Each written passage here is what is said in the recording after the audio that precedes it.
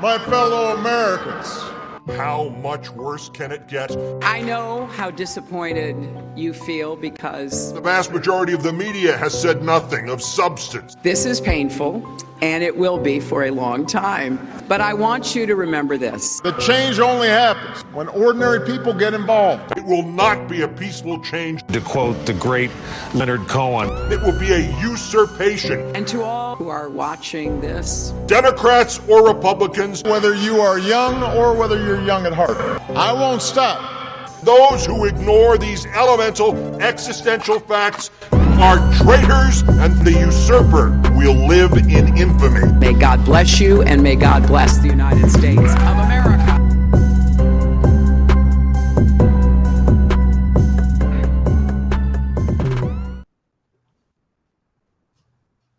Good evening, everyone. Today is May 11th, 2017. My name is Brandon, and in case you did not realize, I am not Benjamin Dixon. Benjamin Dixon last night did his takeover of, I guess, his fifth or sixth takeover of the Intercept Facebook page, which seems just like a takeover, more like renting space at that point, but I don't know. It's not my business. Whatever. And so, of course, he decided to take off tonight because he worked so very hard. And he asked me and my team, or my team and I, to fill in for him. So this is the Discourse with Brandon, and I am joined, as always, by my lovely, be-dreaded producer, Richard. Say hello, Richard. Unmute your microphone. I did remember this time. I'm starting to get better with it, although I have considered changing my Twitter handle to Unmute Yourself as my nickname. But anyway, I digress. No one likes meditation. I was just going to say, a great show we got planned today. I'm looking forward to it, and it's been an interesting week so far, so I'll let us get right into it or finish introducing who we got today. First of all, don't lie to people. It's not a great show, and it had to be an interesting week. Second, as always, my Socratic life partner, all the way on the West Coast in Seattle, Adair Shmidt. Say hello, Adair. I'm not in Seattle. I am in a leftist utopia, and also let's go Pens. Oh, please. No, everywhere weed is legal. Anyway, and rounding off this square is back again the lovely John McDonald, otherwise known as Alexander the Meh. Say hello, John. How's it going? Good to be back.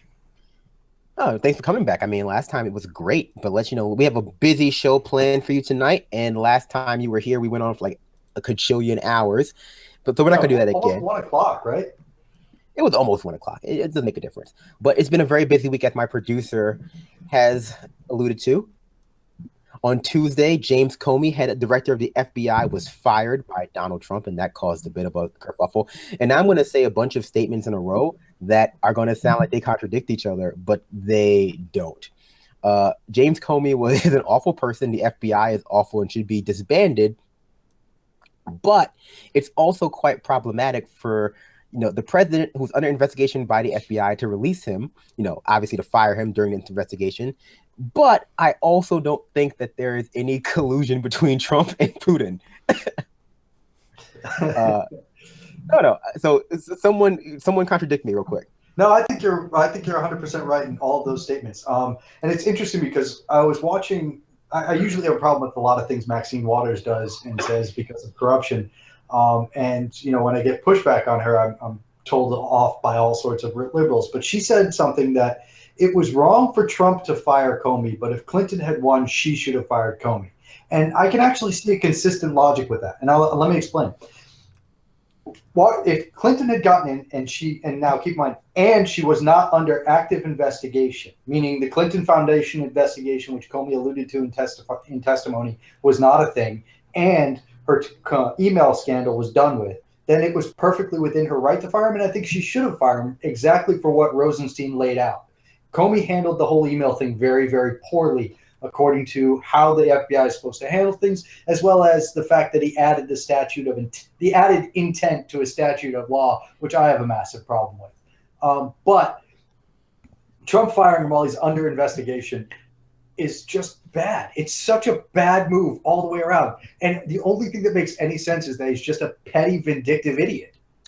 Yes. So that's what I meant, right? So I think what people are going to take this as being an example of, or rather illustrative of, is that Trump is trying to hide something about, Comey was getting too close to the truth. I don't think that's within Comey's capabilities specifically to be that close to the truth that's worth firing. But even if he was, that doesn't change the fact that, to me, this says something I've always known about Trump, that he's petty and impulsive. And I think the first 100 days, even the first 2 months of his presidency, proved that pretty coherently. But I mean, in terms of backing it up, being him petty and just an idiot, when they passed the AHCA in the House, so it's still not a law. It has to go to the Senate, and they had a gigantic party in the Rose Garden. It's like you won like one step in like a 4-step process to get this thing made a law, and you're celebrating. I mean, that's just horrible. And the only reason you did that is because everything else you've tried to do in this 100 days has been shot down.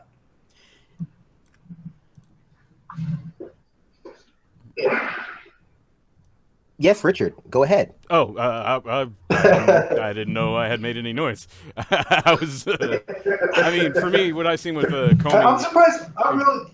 Okay, go on. Sorry. I was just gonna say, from what I've seen with Comey and the whole incident with Hillary and with the Stephen Colbert audience reacting the way they did when he tried to make the joke about it, is that Trump, and I mentioned this, I think it was last show, that Trump's basically the masked magician, and what he's doing is what normally would have happened is if any president would have taken office and the FBI and them had a tenuous relationship, they would have gone through some steps to get them removed and replaced. That's what they would have done, but they would have done it in such a way that it would have normally not really garnered much attention or much ire, and that's how it would have went down. And I mean, what Trump does is he's so brash and so just petty and reflexive that he did it in such a way that it exposes the trick. It exposes the idea that, oh, the FBI is this independent organization that is never used to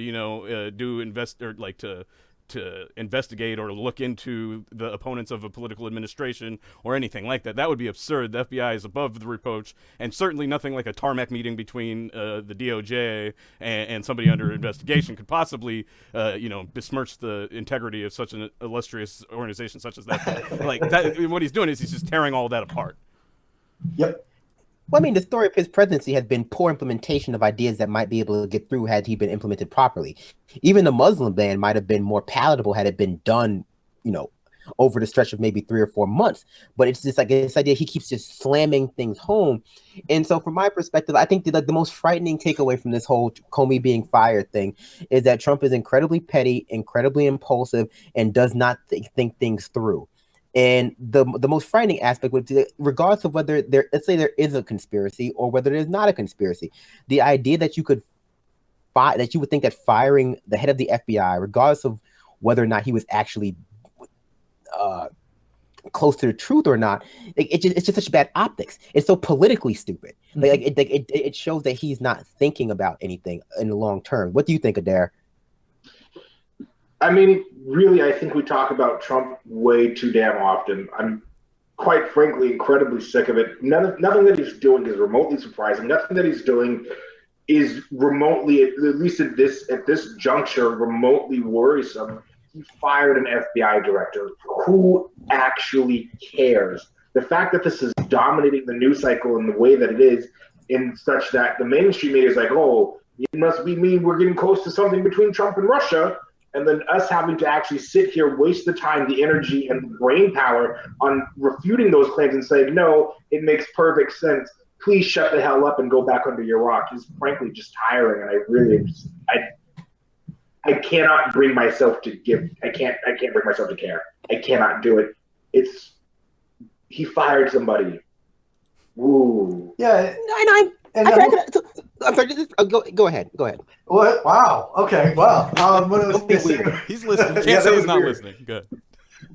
All right. So what I was going to say is that, the way that people are treating it like it's this gigantic thing and it's going to halt the investigation in its tracks, when you still have the people who are doing the day-to-day investigation are still employed. Like, this isn't the Saturday Night Massacre where he fired a whole mess of people until he got rid of the special prosecutor and everyone that worked under them. He just fired the director of the FBI, which is within the president's purview. I mean, that's his right. And he's not firing off all of the people on the ground who are doing whatever the investigation into the Russia story is. So to say that this is stepping into it, I don't know. I don't care. I do still think and still believe that a special investigator is needed for not only the Russia thing, but also for the server thing, because like you said, the meeting on the tarmac kind of tarred that entire investigation, and then Comey throwing out the need for intent, which wasn't in the statute, just kind of is flabbergasting. So I'd like to see 2 special prosecutors assigned right now. Oh yeah, wait, a quick follow, because there was a comment, and I want to get to this. Someone named Primal Point of Order said grand jury subpoenas were issued in the FBI's Russian investigation hours before Comey was fired. And literally, because him being fired does not affect the investigation, so it's really not worth talking about. It's just more pointless filler in the news. It gets Trump's name in the headlines. Well, people don't talk about people didn't realize that James Comey is actually Batman, and so him not being part of the investigation is going to dramatically affect the ability for the FBI to be able to do it. I mean, now it's going to be it's stopped. So there's some truth to the effect that it has a chilling effect on whoever's going to replace them. But the person that's acting that has a whole history that we should probably touch on maybe. But go ahead and make your point, Brandon. No, we do. No, I do want to talk on Comey. I do want to speak specifically on the Russia investigation. But prior to that, I just want to say this. I'm reminded of that quote from an intelligence official a few months ago when they were trying to cool down people's expectations about this investigation. They were saying there's a lot of smoke. There's a lot of smoke, but there's no fire here. And by fire, they meant the evidence of direct collusion between the Trump campaign and Putin with the intention of getting him elected president of the United States of America. And so what becomes across as incredibly funny to me, right, is how good Trump is at making himself seem guilty of being involved in a vast conspiracy. And I think that's really the takeaway here. And I think it's a much sexier and even palatable option. I know it doesn't seem that way, but it's a much sexier and more palatable option, both intellectually and I guess even say, socially and, for your ego, psychologically, to believe that the reason we're at right now is because Trump is this sort of 10th level chess mastermind, or even that Putin is some sort of 10th level chess mastermind, despite the fact that you would think that if he was that smart, Russia wouldn't have the GDP of the state of Georgia. You would think that if he was that smart, Russia would be a better place to live. No offense to any Russians in the audience. I'm sure Russia's lovely in the summer. I would love to own a house. Or Georgia. I agree on a couple of I guess my point is this, right? So it's like, I still don't think that there's going to be enough out of any investigation. Now, but I agree with you, John, that there should be a special investigator, special prosecutor appointed so this doesn't happen again. But I think that when they do that, they still won't find anything other than maybe run-of-the-mill corruption, run-of-the-mill organized crime racket between global oligarchs that you would expect to 1 or 2 degrees of the norm, right? But it's clear to me how the Trump administration they're just a bunch of sketchy people who don't know how to just even exist in the political limelight without making themselves seem incredibly guilty. Look at Spicer; he was hiding in the bushes. It's like come on. It's amazing how guilty they seem. But that's what it is. It's like even though I want special prosecutors, I hard agree. There's nothing there for Russia. I don't think that there's going to be anything. I mean, if you look at it is. And if you look at just the technical background, and as I've said numerous times, you look into the technical details of what the DNC hack was and how they got to an attribution for it and who was involved in making that, you're like, this is nothing. There's nothing here. Why is this being touted out as like evidence of major state involved in another major state's elections? This is absolutely nothing, and yet we're saying that with 100% positive proof that this is an act of war. And I just think that, like you said, if there was a special prosecutor, and that's why I want one, is because we can get to the bottom of it, show that there is absolutely nothing there. At the same time, it could be nonpartisan as opposed to bipartisan, because bipartisan is just not the same thing. But from my perspective, the reason why Trump probably fired Comey, it's surprising that he waited this long to fire Comey, right? I think it's surprising that he didn't fire him on January 21st. But he's firing him now because Comey keeps his name in the news, and that's probably just the end all be all of it. Like, Trump and Comey and Russia are in the news constantly because I think there's a certain amount of legitimacy to the claim that Comey is a grandstander. like there is a certain amount of legitimacy to that. Or rather, if not actively, his name is in the news a lot. Like Comey has become this figure for both the left and the right that they're that the saga of Comey, the epic poem of Comey, is perhaps the biggest indication of where we are as a country politically, and that like every week or so he goes from being a hero of the left to a villain of the left, from a hero to the right to a villain of the right. Like everyone, people want him fired, people want him martyred. Now he's in the resistance, and it reveals just how incoherent the ideology of both parties are. Yeah, Democrats were calling for him to lead the investigation now outside of the FBI, lead the Congress's investigation. Yeah. And WikiLeaks offered him a job. Yeah, like it's just I mean, one thing that I think is important is what it's distracting us from, and what it results in not being in the headlines. Yes. One thing, Medicare for All has been getting increasing support in the House. It's not there yet. There's still some, I think, 80 some odd Democrats that haven't signed on, but that's significantly less than it was a month ago, and so there's been some significant progress there. Flint still has poison water, and they're trying to steal the people's house for not paying for it, and like, there's a whole lot of other stories going on, and so I not to push us, but we actually are 20 minutes in, so I think we can move to the next thing we want to talk about. Thank God. Well, I mean, I just want to say Comey is a you piece can of finish shit, wrap us up, right? Yeah, waterboarding. Yeah, well, yeah, he's Who in the FBI is not a literal piece of shit? Like, name one person in the FBI that is not. Right, so Name one. the FBI and the FBI specifically, and the deep state generally, has become this hero of the left because they have positioned themselves in certain ways as being on the opposite side of the Trump administration, not even of the Republicans. We're supposed to be moving on, but I just asked you to name one person that was not a piece of shit. I mean, we're moving on to the bigger implications. I'm waiting. I'm sure there's some secretaries there doing good work. Nope, you're in the FBI. You're a piece of shit. Hey, Richard, what were you saying about my association? You were saying about the appointee who's filled in, who's the designated fill-in. Yeah, McCabe. McCabe is essentially his wife was embroiled in a bit of controversy from taking a large sum of money, somewhere between $450,000 and $750,000 from a super PAC associated with Terry McAuliffe, who is a known associate of Hillary Clinton, and so it was part of all that whole thing, and so. That's who's out there making statements now. Yeah, and so like essentially there's a strong chance that he's very Clinton favored, so whatever statements you hear coming out of the FBI now, which I've heard in the media be treated as absolute fact since somebody at the FBI said it, now it's just now we know that's the reality, that's the fact of what the FBI thinks or does or whatever, which I think is absurd on its face, but also tinged with some Clinton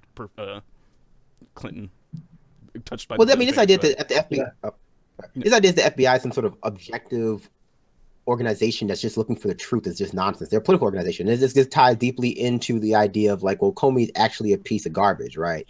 And so I know John was going to talk about the fact that his history of waterboarding. Tell us about that. He signed a memorandum authorizing waterboarding and defended it. I mean, Comey's done, actually, I will give Comey credit for pushing back against the NSA authorization to spy on every American basically illegally, but he also authorized waterboarding. Yeah, and I mean, Comey's also famous for coming out and espousing this idea of the Ferguson effect, right? That it's like the rise in crime in certain urban areas in America was the result of people filming police shooting, which was making them more cautious about shooting people, but also more cautious about doing their job. So he was blaming essentially Black Lives Matter and other associated organizations who try to keep tabs on police abuses of citizens for the rise in crime that they were seeing in Chicago. And that's why I would say, the FBI, Comey, he was a political figure and he was acting politically in a lot of ways. And eventually he was going to get fired by Trump. Like at some point, quickly, just on the Ferguson effect and the FBI, I just wanted to touch quickly that that's the same FBI that was keeping the statistics that we were getting voluntarily reported by the police that were woefully inadequate, and they never really went out there to try and shut people down when they quoted them as if they were the end all be all of the information that we had regarding the police shootings that we had going on before. Is like that we found that there was like several times more shootings happening once we actually started counting them than the FBI was reporting. The FBI knew that the whole time, and they could have said something, and he's one of many that didn't say anything. But go ahead, Brendan. I bring up one more thing, quick thing about him, Comey. He lied under oath when he said no Republican emails were released as well. Yeah. So I mean, what I bring about Comey is in his place as this, between this tug of war between Republicans and Democrats, where either one group wants him fired or one group wants him burned at the stake or whatever, is that he reveals that our entire political process is, our entire political culture is so deeply tribalist, right? And why that's problematic is because it's a point where like now he's being invited to join the resistance, this avidly pro-cop, pro-state, pro-torture. I'm assuming he's center-right or at least center dude. Same with Sally Yates, is being invited to join the resistance simply because he opposes Trump. Like it's the rehabilitative effect of Trump, which sounds like the second album of Lauryn Hill's career, but that never came. But it's, the rehabilitation of James Comey is so indicative of where we are right now with basically every figure as it relates to Trump. Like whether it be Henry Kissinger. I was just going to say, Cenk Uygur just recently published an article that I replied to that basically talked about the resistance being almost exclusively around the idea of opposing Trump, and not as in pointing out how that's problematic, but in more of a positive celebratory way in that it was the pointing out that article. And so like I think that's part of it, is when you see Comey coming in, like that's being widely adopted by the resistance. People don't realize how problematic it is to have this sort of big tent, like no ideological litmus test for any organization or party, and that's what Democratic Party is keeps priding itself on, right? Well, and before it was just generally opposing Republicans, but now it's opposing Trump and Russia. That is the only criteria for joining this huge tent that they want to construct within the political system, a huge voting block. And it's so problematic because it means that they lay down with dogs all the time. They retweet David Frum. They retweet anyone who says anything even mildly critical of Trump with no regard for what that person stands for or does and done in the past. And for the shysters out there, for like the people out who are looking to get back into the public light and because let's be honest, it's profitable to resist Trump. It's very profitable to oppose Trump. But that's why the media does it. Yeah, and I just want to say quickly that you can organize and have a large tent and around something like a single issue, but it being opposition to a person is a terrible thing to organize around. That just fundamentally won't work. But go ahead, make whoever's hopping in there. Well, I was going to say with Brandon, to back up Brandon's point, this is the same group of people that during the primary was trying to rehabilitate Henry fucking Kissinger. Like, these are not logically consistent people or ideologically pure people. I mean, they have an ideology, they just don't want to admit what it is. And I don't know. I find it hard. Yes, of course they know what it is. It's not that they don't know. It's that people like this literally cannot admit what it is. And here's the simple fact of the matter: is that, and again, and I've said this numerous times, and I'm sure I will continue to say this. I said it even in an article that I wrote. What they want is equal opportunity imperialism. They like Clinton because they get to move forward on social issues, but they move forward only on issues that affect white people that happen to also be members of marginalized groups. They want the privilege that comes with the kinds of things Trump is talking about. They just don't feel that it's okay for Trump to go out and say it publicly. So they feel, well, as long as I oppose what he's saying, but not in essence what he's doing, everything's okay. They share the same ideologies. And quickly, on the point that Brandon, you were making, and that's in both of your articles, I believe, especially in Brandon's, but just also you said the homophobic, but also the xenophobic attacks. Like, now being Russian basically makes you a bad person as a result of this whole Trump-Russia connection. And so, like, we're throwing away liberal values, or people are throwing away liberal values in order to make insults and attacks. Well, okay, I would say there are no such thing as liberal values. Liberalism has always been a very vague ideology, and I think Adair hit the nail on the head, right? So what we're seeing with Trump and the Democratic Party, or Trump in the resistance, is just even more hyper-focused form of tribalism, right? So before it was like, Democrats versus Republicans, right? So as long as you were a Democrat, whatever you said or did within the bounds of reason, with a wide berth, because we have people like Manchin and Hype Camp, and we have anti-choice Democrats, we have racist Democrats, we have like we have anti-LGBTQ people Democrats. Notice you don't succumb to the urge to say the N-word on television. You can pretty much be a Democrat. And even if you did that, they might just bleep you out if it's on MSNBC and claim you said nagger. But so, the point becomes, is like we think that the parties had already devolved into this antagonistic relationship with one another, more so the Democrats and the Republicans. And I think that there was on Face the Nation, they had a really good panel about this, where some guy was just like, well, the Democratic Party needs the Republican Party because they let them dictate the pace. The Democratic Party just positions themselves as the less bad party, and so they don't do anything proactively anymore. And so we end up in a situation where the Democratic Party is so heavily reliant on what the Republican Party being bad, they can't lead us towards anything. As the leadership. And so this idea of resistance, as John has said before, is so defensive because that's all they can be, or that's how they define themselves reactively. They're a reactive party.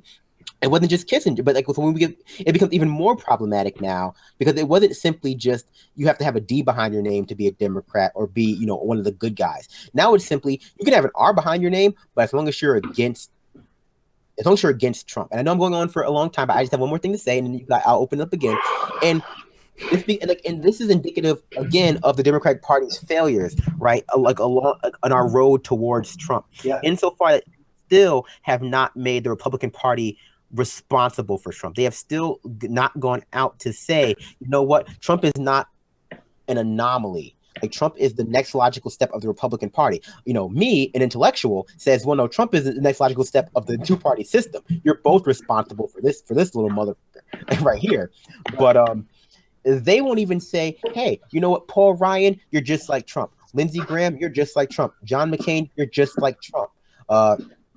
Markey, you're just like everyone. They feel they're just like Trump, because they want to still pull those Republicans in. They still want to construct their constituency out of the center, and Russia is a good way to hide that they don't have a constituency. Right, but that gets back to what I was saying. Not a proactive one. Right, but that gets back to what I was saying before the show with you guys. It's like they have this campaign strategy that worked for Bill Clinton against George H.W. Bush, which is we're going to steal the center and the disaffected Republicans who are okay with gay people and who aren't racist. And it's kind of like, well, you're capitulating so much space in terms of ideology, especially when we start talking about economics, that's led to the situation where we have so many materially disaffected Americans in this country, where 50% of the population is poor or living in poverty. And what happened with Clinton was an aberration. It wasn't the norm. He convinced Ross Perot to enter the election, who took 20% of the voting population, which allowed him to beat George H.W. Bush. And on top of that, you had the tech boom, which was completely inflated and at the same time pushed our economy at a much faster rate, because there was incentivized gambling due to deregulation, which caused all of these bubbles. So, like, you have this string of almost lucky breaks that happened to Bill Clinton, but that's that electoral playbook that he ran of, we're going to go to the demographics and we're not really going to talk about ideology or what we really stand for or make any proactive stands because that will piss off somebody. We're going to try and be a big tent, has failed at this point because it's just completely see-through, and the right has just gone so far to the right that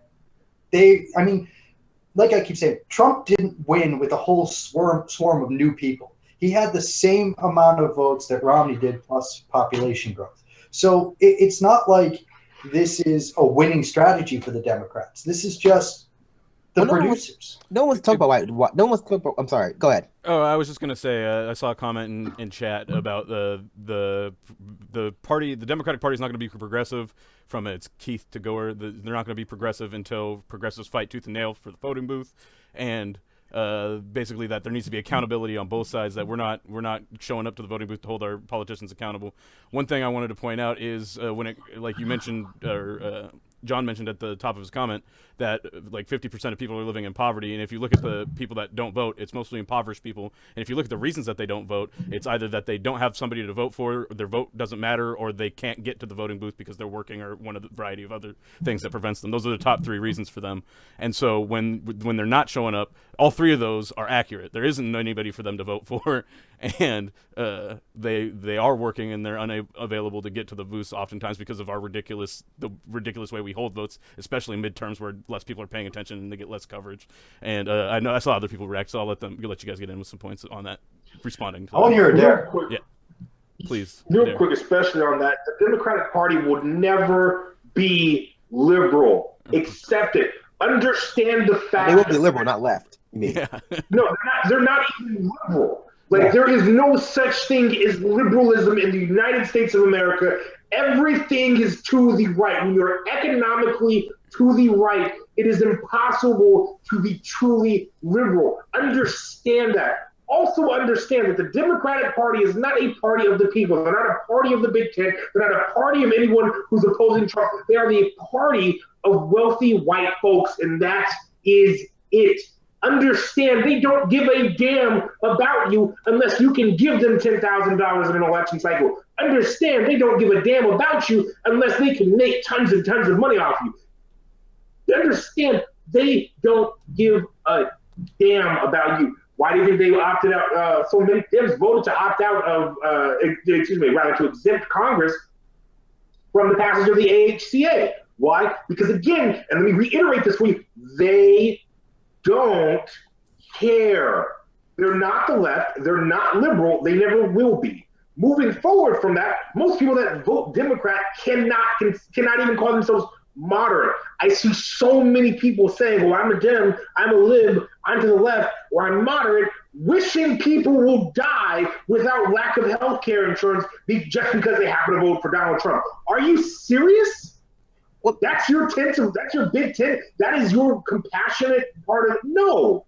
Well, I think we can all agree that Marcos Mustafa or whatever his name is a piece of shit.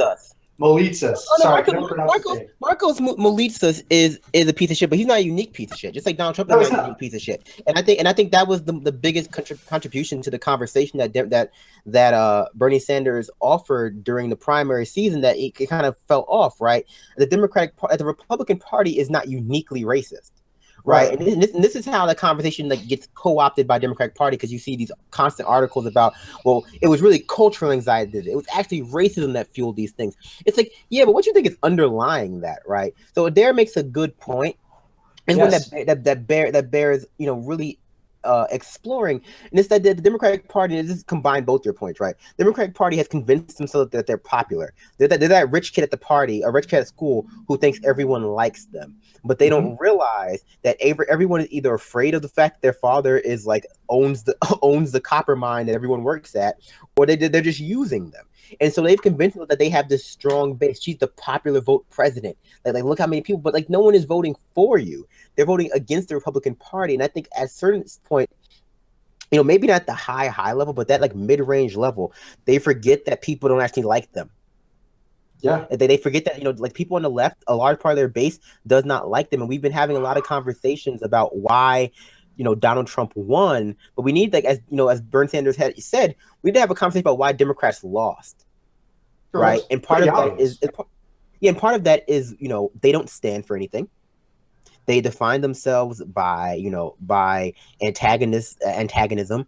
They hide their ideology because they know it's widely unpopular to everyone, but say maybe 25% of the population, and from a more pragmatic and structural thing, voter suppression is why they lost. Yeah, it's their refusal to so Marcos Molitsas can blame North Carolina, basically, the people who are blaming the Republicans or blaming the left for why Clinton lost, really this is just a combination of them being upset psychologically. Their ego has been bruised by the fact that whoever Clinton, who they supplant their ego with again, who their hero, their Khaleesi, their Hermione, their what other bullshit characters from fantasies that people like? I don't know.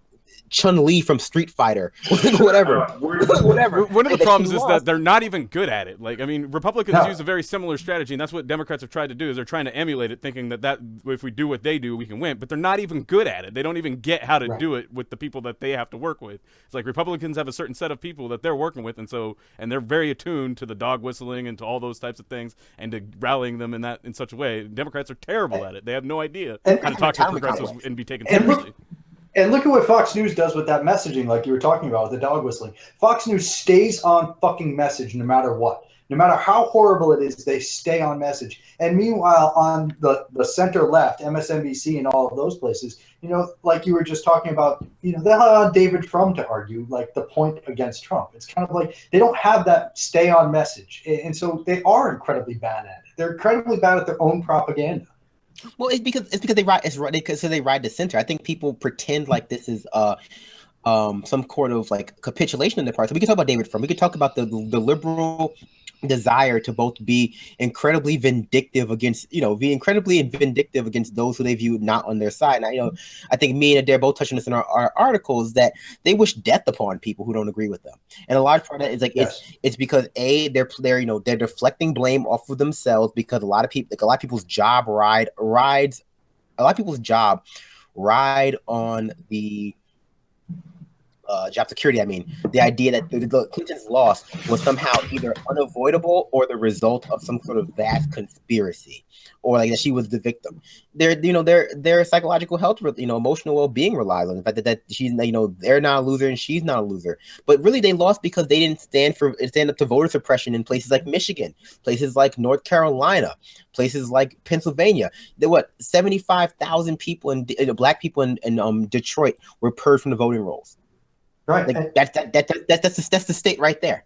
But they didn't want to come out.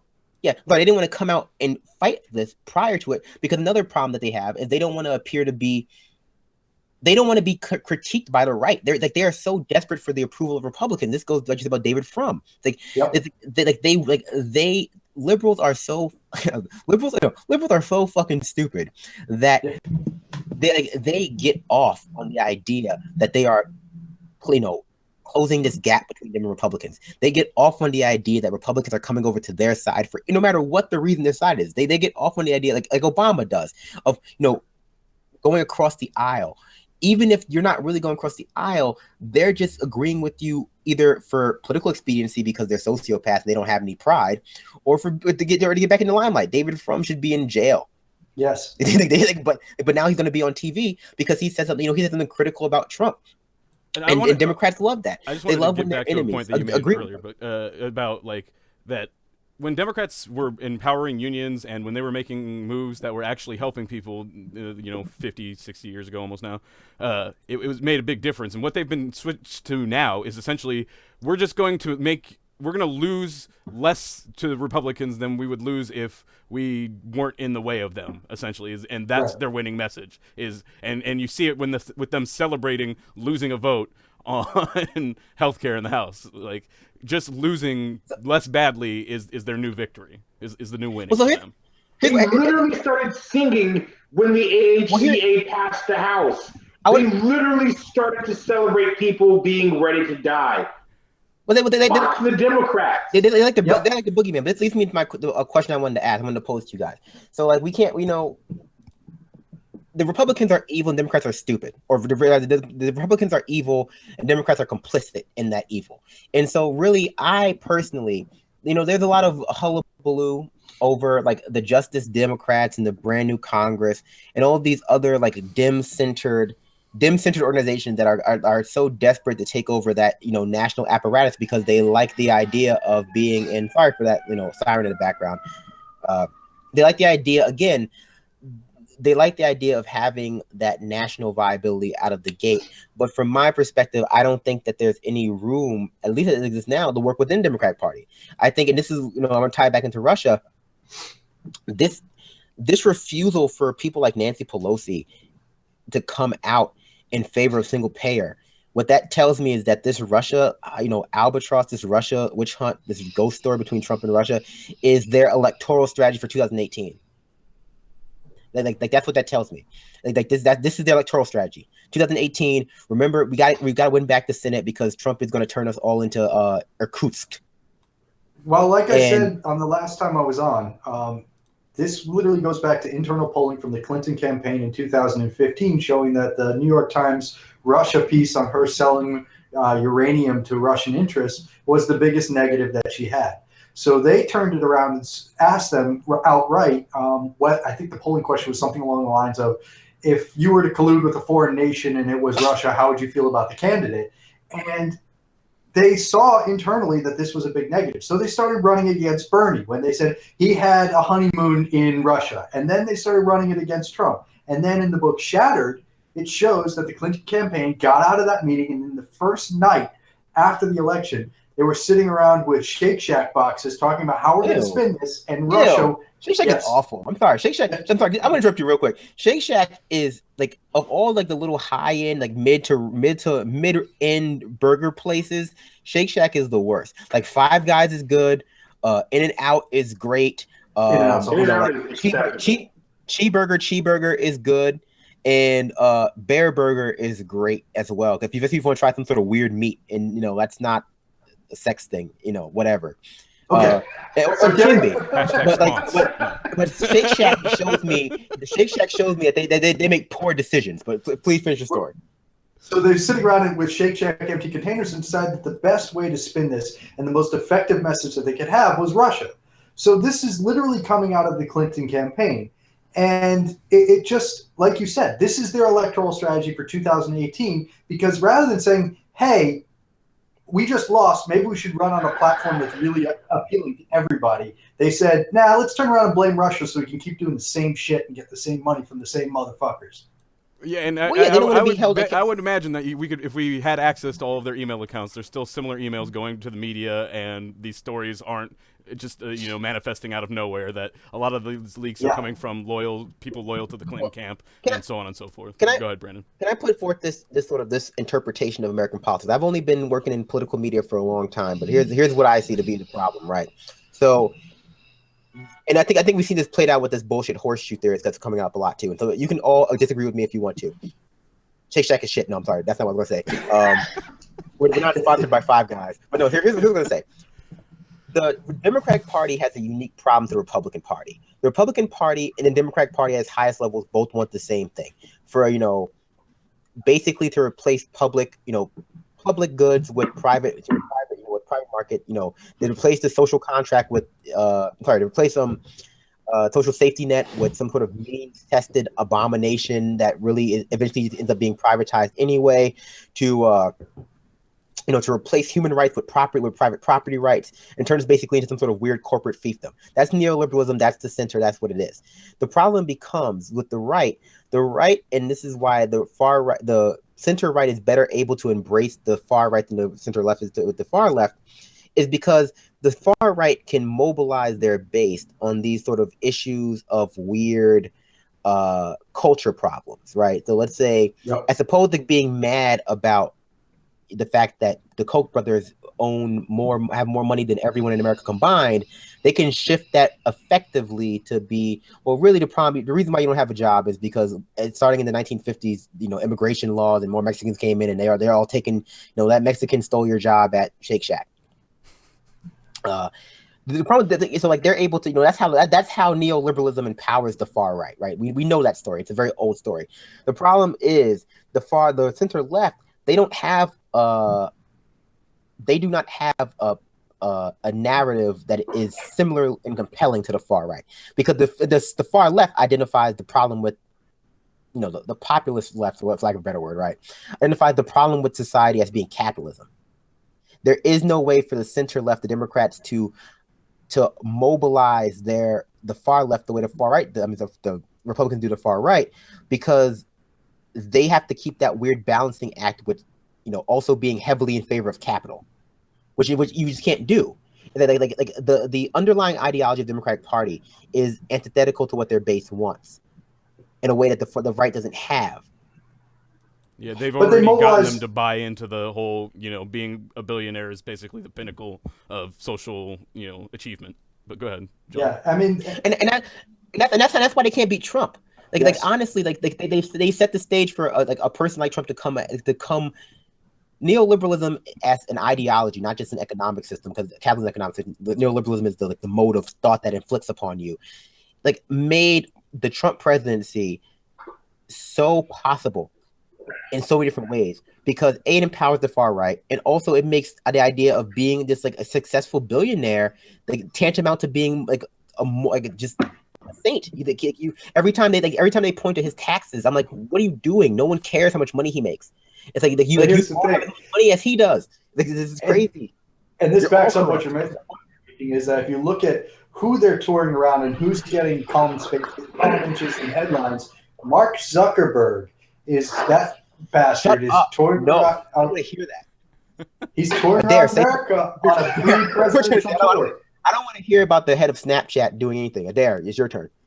You say something not about Mark Zuckerberg or Mark Cuban or I literally don't.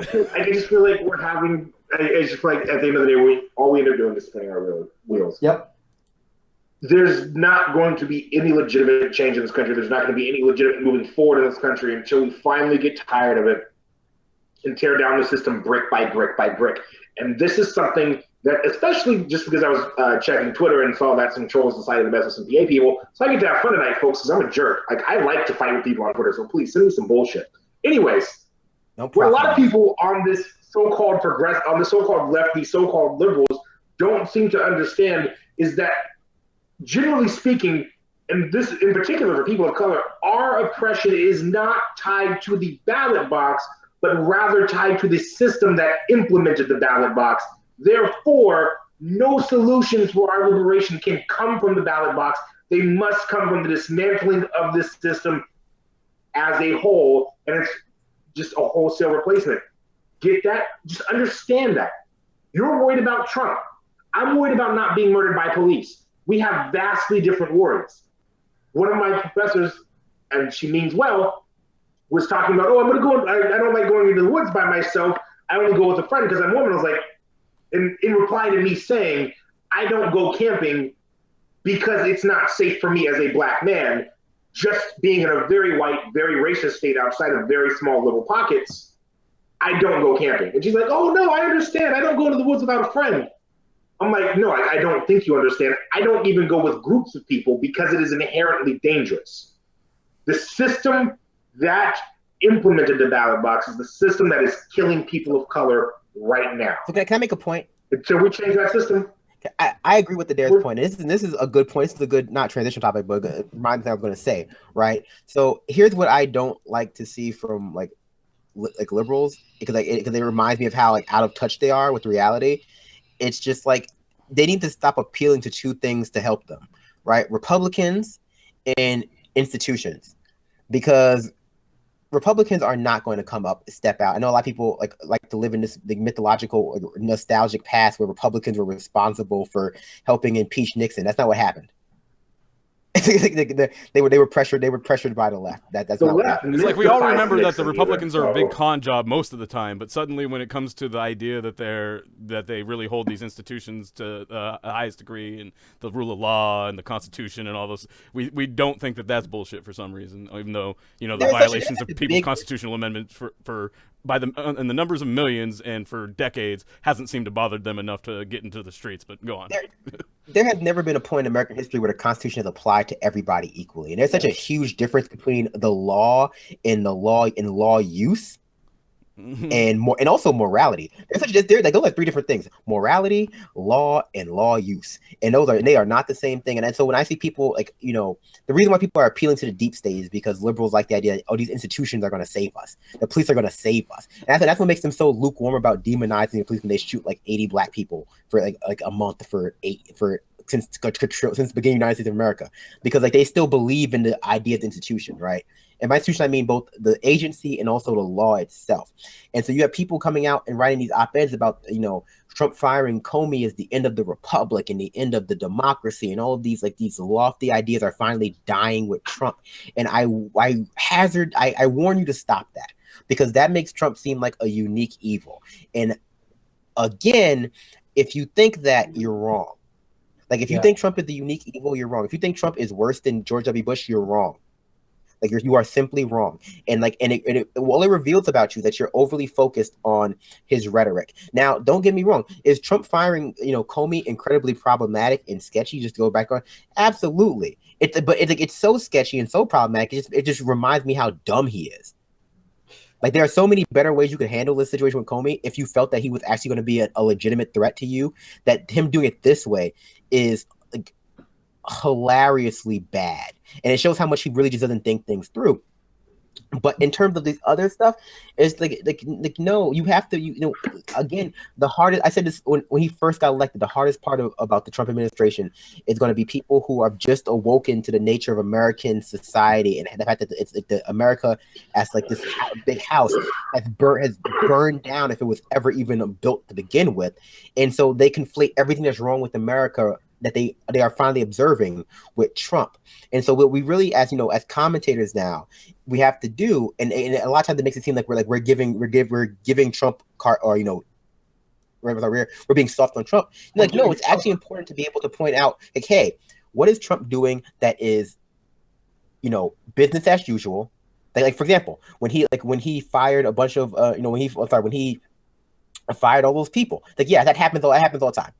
When the website went down, happens at every president. It's just, what is he doing? That's just the next logical step. What was he doing that the Republican Party had been building towards for the past 40 one that comes years? to my mind is and what is he doing? It is anomalous. You mentioned George Bush. What is he doing? I was going to say, you mentioned George Bush, and there's Dick Cheney.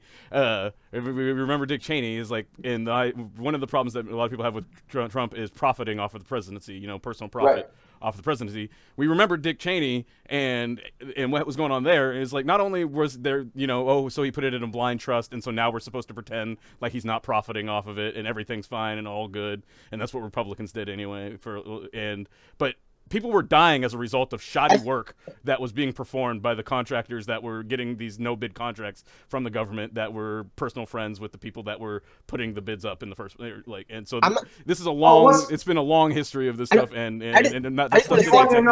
to back up Richard's point here, because there's one thing that's one thing that's almost as bad as what you're talking about with Halliburton. The Department of Justice slapped Halliburton with a fine for destroying documents because of what they did with the cement that was sold to the drilling platform that caused the Deepwater Horizon explosion, because Halliburton sold it to them knowing that the cement would not be effective at that depth. And they had it up on their website. It's archived that this product was up on their website, and they only got fined for destroying documents because they destroyed all evidence, not only that they sold it, but that they researched this cement. I mean, they caused one of the biggest environmental disasters in history, and it's directly on them. And the Department of Justice just let them fucking walk. Well, yeah, I mean, which Department of Justice? Exactly. Yeah. Trump is something that we've been building to for the past 40 years, right? And so the only thing that makes there are two things that make Trump especially unpalatable. It's his lack of media training, or rather his lack of media formality. And also, well, that's really just it. A lot, and because he could get the same thing. Oh, sorry. And also his impulsiveness, because he could get the same things done if he just took time, but he doesn't have that kind of patience. And so frankly, it's frustrating. And by that, I mean, we can't let, this is not meant to shame any people who are in the center, right? Any people who've been asleep, but it is meant to say that those people, especially at the Democratic Party, cannot be allowed to lead the legitimate resistance to Trump, or rather to Trumpism, to the state, to the system itself, because that's what we're really fighting here. They cannot be allowed to dictate what the term of this engagement is, and they certainly can't be allowed to to tell us that Trump is some kind of anomalous threat to America. Right. It's like, no, Trump is I would say 80% they're praising the CIA to push back against Trump.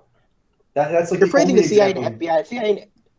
Yeah, that's all you need to know, because like you can know how problematic the CIA is by going to the Wikipedia page.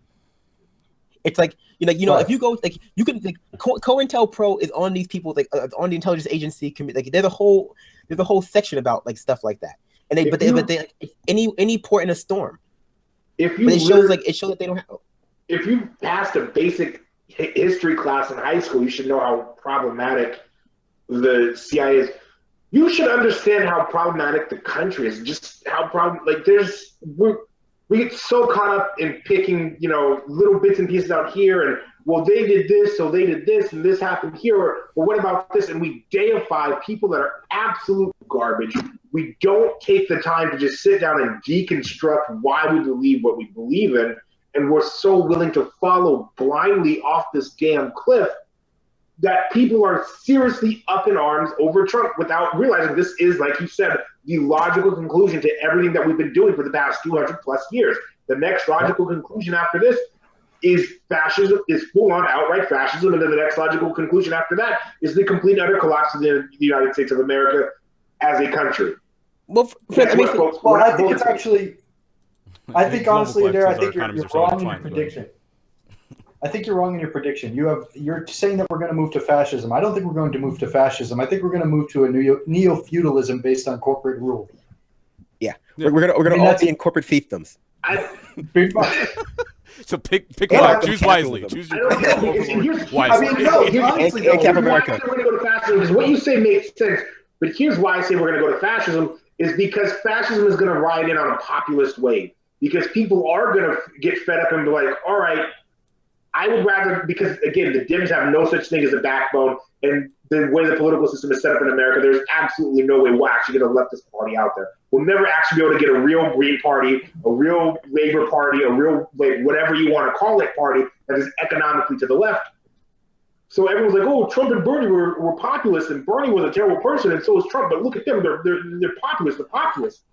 Sure, Bernie was a populist centrist, and sure, Trump used some populist language. He's not a populist. And that's the key, is Trump is going to put a lot of people off, but populism is going to bring a lot more people on. And I think we're going to move further and further to the right. We're going to move more and more towards authoritarianism. Keep this going, but quickly, I just want to say we have about 2 minutes left in the hour.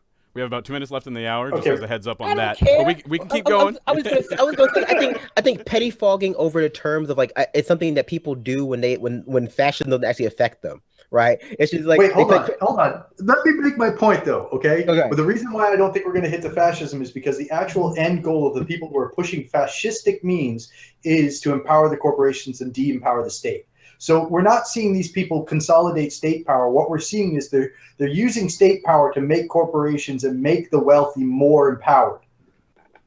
So as a direct result of that, I don't see us moving towards a fascist state where they control everything themselves, towards some grand war movement, but rather towards de-empowering the public portion of the state and allowing the corporations to just be like, oh, okay, who do you work for? Okay, they provide your health care. They're talking about incentivizing public schools by giving them the credits for giving you, an employer, something for charter schools. They're talking about doing health incentives where it's like, okay, your employer pays for your gym, which gives them this, but they're going to give you a Fitbit so that they can track everything that you do so that they get a discount on their insurance for you. I mean, my old companies used to take out what they called a peasant insurance policy on me, that in case I died while I was out at sea, they would get paid millions of dollars on my death.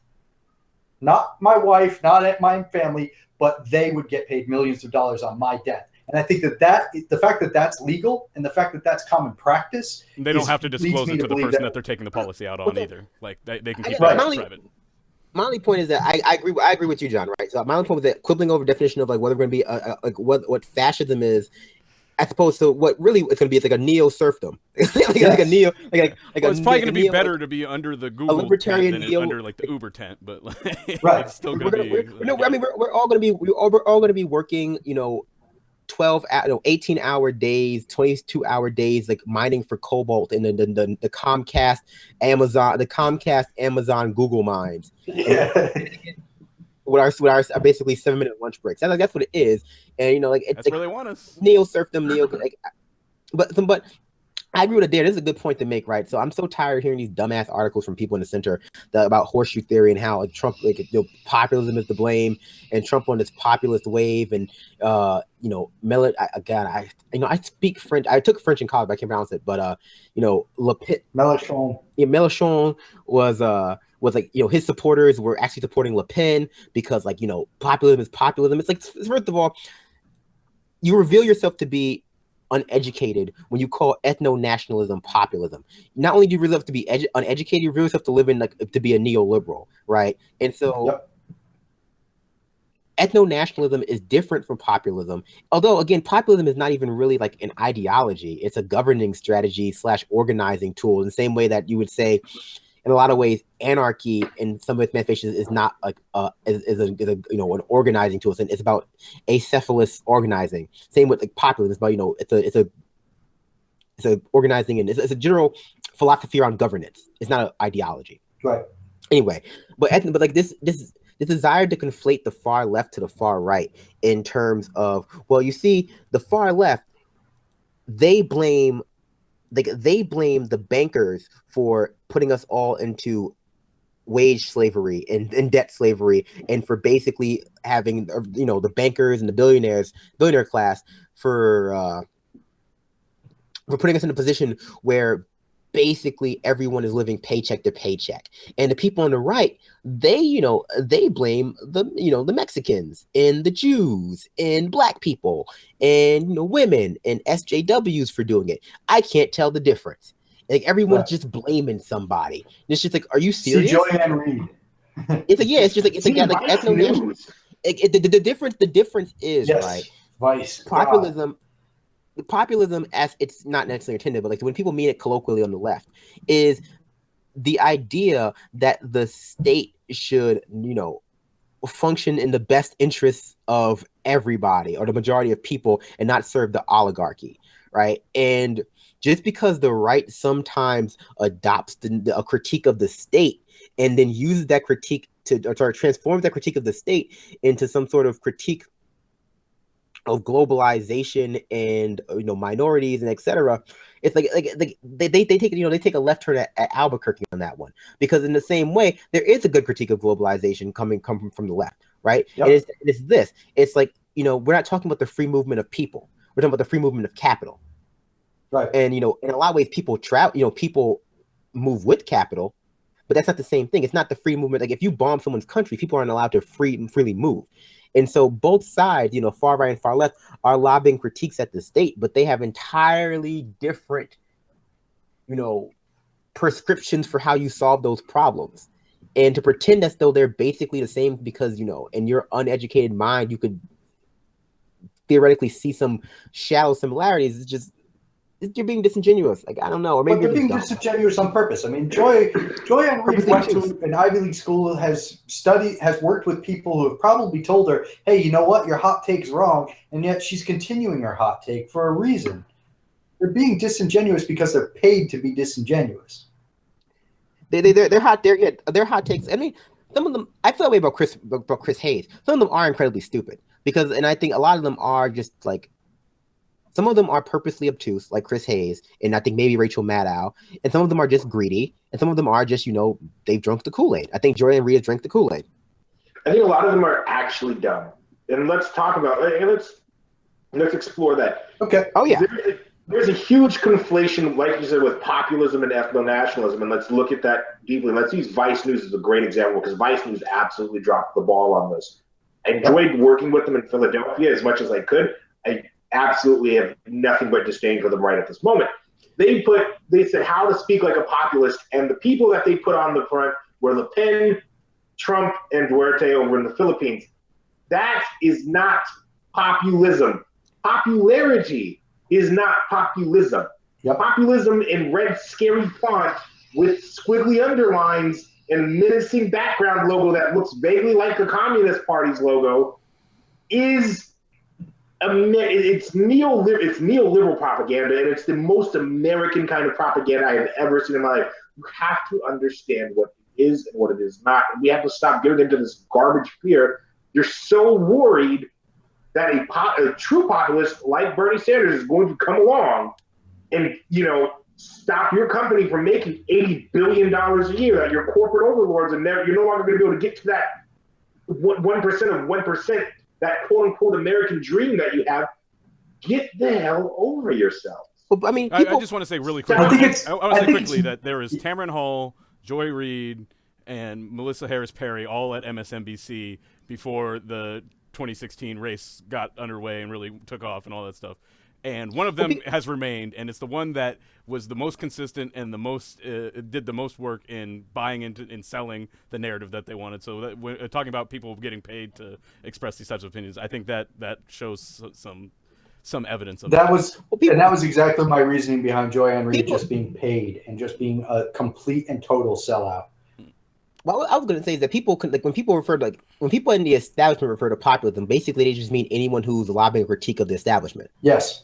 Because they can't tell the difference, right? So it's like ethno-nationalism looks exactly to the same as them as socialism does, if not better, because at least when ethno-nationalism critiques the state, it doesn't have any implications for their actual bottom line, only in the way they feel about how they earn that bottom line. Whereas when socialism critique the state, with all that money that she might have drunk the Kool-Aid by now. But go ahead and continue. That was an important point. Continue. No, I was gonna say, so like ethno-nationalism, when you're the state, when you're the establishment, or at least when the establishment has left you enriched, any critique of the establishment looks exactly the same. And I think that's what we can talk about the difference between big P populism, if that's a real thing, or little P populism, if that's a real thing, which probably not either. But ultimately, it's just like when you're in that middle, and when you're that establishment, any critique of the state it just appears as an attack on you. And that's why I say, liberals appeal to institutions. They appeal to U.S. institutions for safety from Trump because they don't understand two facts. Like, Trump is just the logical extension of the state, and or the state, unmasked, in that the institutions of the state, whether you're talking about laws or schools or police, all they can ever do is reinforce the state and perpetuate it. But look at how much solve Trumpism with the state. You can't solve Trumpism with the FBI, with the CIA, with the police. Especially in the black left, we've all been failed by those institutions some point of our in our life. Yeah. So it's a lot easier for us to easily not have any faith in them than it is for some people who might have been saved or protected by those precise institutions. Of course, because the state were never meant for people of color. Not a single institution in this country was ever meant to actively protect people of color. Not a single institution in this country was ever meant to actively protect LGBTQIA plus folks. Not a single institution in this country was made to protect anybody but cisgendered white folks and cisgendered landowning white men in particular. But that's what I say. I'll interrupt you. I know I'm supposed to do that. But here's the thing: not even them sometimes. And I think we've seen in the past 10 or so years is that every so often the middle class white, et cetera, becomes sees that the state is not even really there to protect them. Just people who either resemble them in some way. The only people who think the institution can save them are people who have some form of privilege, either male, white, rich, Christian, whatever it is. So one or more of those, and you believe in the state because the state maybe 75% of the time protects you, and the other 20% of the time is not too obtrusive in your life. But if you don't have all that privilege, you realize that the state, like the republic. Oh my gosh! Ooh. But look at what you were talking about earlier when you were talking about how the discourse and the ideology, and how Adair was saying that they ideologically lied to themselves. Discourse. Someone drop a bucket of confetti. He said the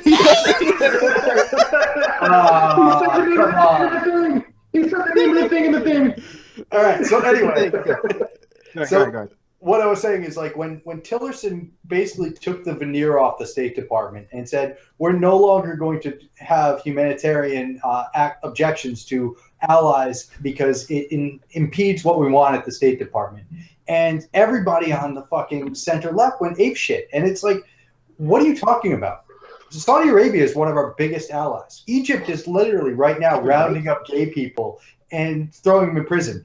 Qatar and what they're doing with the World Cup and with thousands of slave laborers dying in the hot sun right now, and it's like, how are you talking about humanitarian rights across the country? Like, America's going to spread this great exceptionalism with our foreign policy, when really this department, all they've been doing is propping up the image of America without really doing anything. It's just propping up all those institutions that we're talking about, and that's. Go ahead. Anyway, go on. No, I'm sorry. No, I was just rambling at that point. Institutions, just from institutional theory, can only ever serve to reinforce the underlying ideology that created them. They can't deviate from that. Like, that's just not how they work. The office of the presidency cannot be an anti-imperialist thing. Like it's just not how it works. And I don't understand. And so when people reveal themselves for having drunk the Kool-Aid, human rights is an example of that. the idea of human rights, or the idea that America as this sort of humanitarian actor at home and abroad is just, gaslighting, for lack of a better term. In order to justify American imperialism at home, at home because it's neo-colonial, black sites, but whatever. Abroad, there's two arguments: self-defense and imperial and human rights, which I guess is then self-defense of other people. But that's going back as far as colonialism has, as like saving brown people from themselves. It's just like that's what human rights is. We have to save, the people in the global south, the people in the east, people in Africa, people in South America from themselves. They cannot be allowed to self-govern because they will violate human rights. And we have these conversations, and the way in which we enforce human rights, instead of like actually building these structures of, like these long-lasting infrastructure where people can actually exercise some agency, and it's like still solving water crises in Syria, solving education crises, or militia crises in the Congo. All of these problems that could be solved with like long-lasting actual nation building. Instead, we just bomb the shit out of them, and we do it by justifying. Remember, okay. For great example, how was the first Gulf War justified? First Gulf War.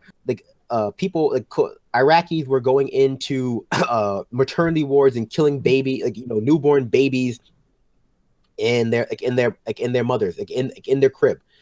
Incubators. It was incubators. They were taking them out of incubators and throwing them on the ground. That was obviously a lie. It came out that was a lie. No one went to jail for it. How was one of the narratives surrounding the second Gulf War, Iraq invasion of Iraq? Well, look how they treat their women. It's like this narrative of white people having to save brown people from themselves or other brown people. Is the undercurrent of imperialism and the undercurrent of, and that's what we call human rights. But I do want to switch topics. Quickly before we move off that topic, I just wanted to mention that Morning Joe had Condoleezza Rice on there, and they kind of touched on this Joe made the point basically that perhaps the people in the Middle East, just their culture they can't handle democracy. Their culture isn't ready for it. They're too savage. And Condoleezza Rice had to push back against it. And so, to her credit, she was like, "That's I strongly reject those types of arguments that suggest that it's a cultural issue that's got like there's a whole lot of reasons that people in the Middle East and us we don't get along. The fact that they're cultural is at the core of it. Go ahead. It's called material conditions. Like this idea that you can separate out the culture, quote unquote, of the place from their material conditions is such claptrap, and it was something that was debunked in the early 20th century by anthropologists and other people. The idea that the reason they're so backwards is because they lack the inherent biological or cultural or social fortitude that Westerners have, and we have to go in there, we have to show them how to do things. It's like, the reason why is because you've been siphoning wealth out of their countries in the form of strip mining for about 100 years now, right? Right. But but is what it is. She didn't know much about the Middle East, but she knew a lot about Russia, and even she thinks it's kind of ridiculous what's going on with Russia, how the investigation into Russia and all that stuff's been going on. But go ahead and continue, and then we got to transition, like Brandon said. It's 15 minutes, and then what?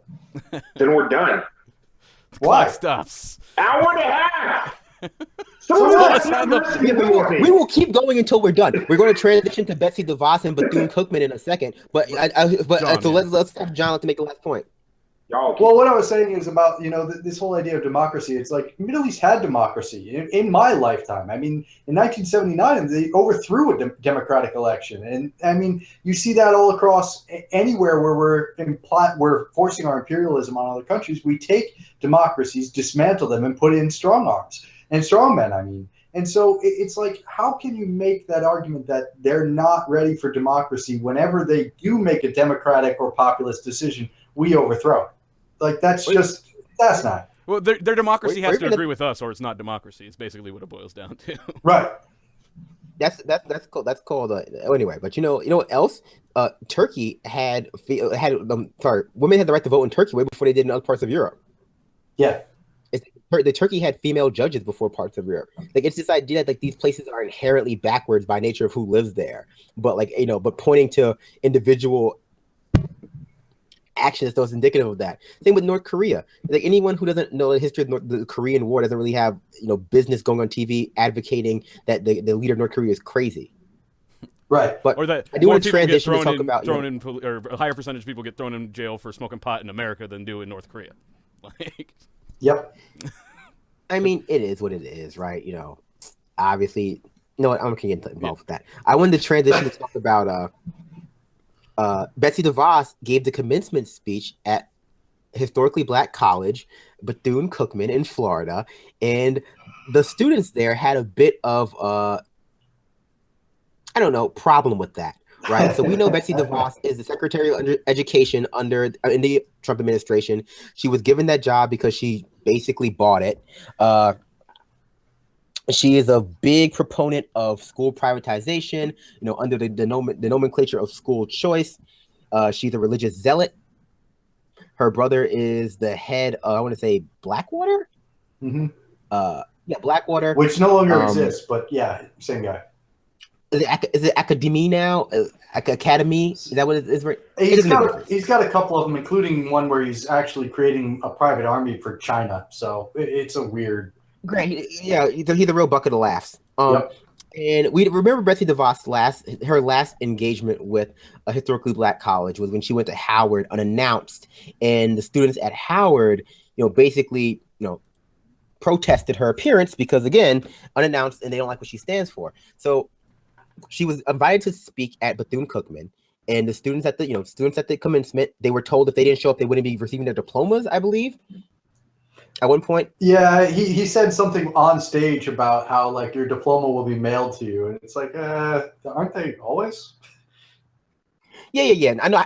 I think they gave us essentially they were going to stop the ceremony if they didn't stop. And she was speaking before. Obviously, they had collected their diplomas, so the ceremony would have been over if they didn't stop. Is the threat? But go ahead, continue. Yeah. So basically, they all turned her back. They all turned their backs on her, booed, and it is what it is. As right now, I believe the NAACP is requesting the resignation from a lot of people who work at Bethune-Cookman, a lot of the head administrative staff who decide to bring her there to speak. And so I bring this up because I think we haven't really had a conversation about this myth of value neutral platforming. Platforming as the general trend, right? There's this myth that you can invite somebody to speak at your commencement like Condoleezza Rice or like, Betsy DeVos. I want to divorce this conversation from the Richard Spencer and, I want to divorce the conversation from Richard Spencer and the Ann Coulter scenarios, because I think we've talked about that enough. And line this up more with people like Brett Stevens getting columns at the New York Times. There's this idea that you can just have this value neutral platforming of what is essentially a radical right wing idealist or ideologue, and that doesn't say anything about your organization or you. And so the NAACP is requesting resignations, and they're right to. And all I'm waiting for now is a bunch of articles in the Washington Post and New York Times decrying the fact that these students wouldn't even listen to this, wouldn't listen or engage within the discourse. Whatever, guys, whatever. They wouldn't engage in conversation or respectful discourse with Betsy DeVos. And it's like, but she's already proved herself to be incompetent, guys. It's like, how many times do we have to have this conversation with these same people that are incompetent?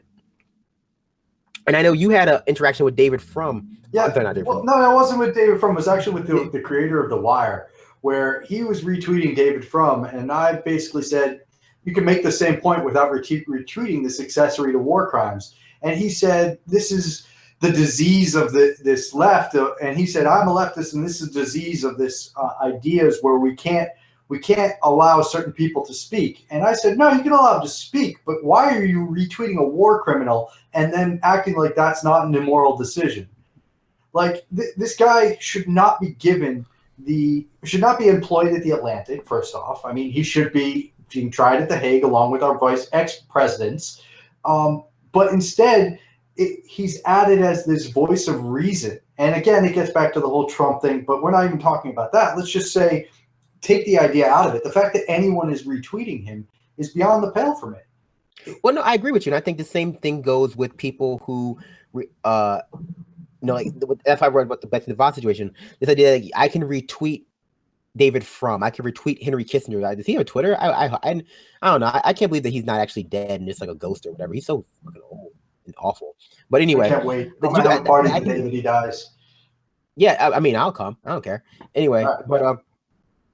but that is, you can you can retweet articles from Breitbart. You can retweet these things, and it says nothing about your ideology. It says nothing about your morality.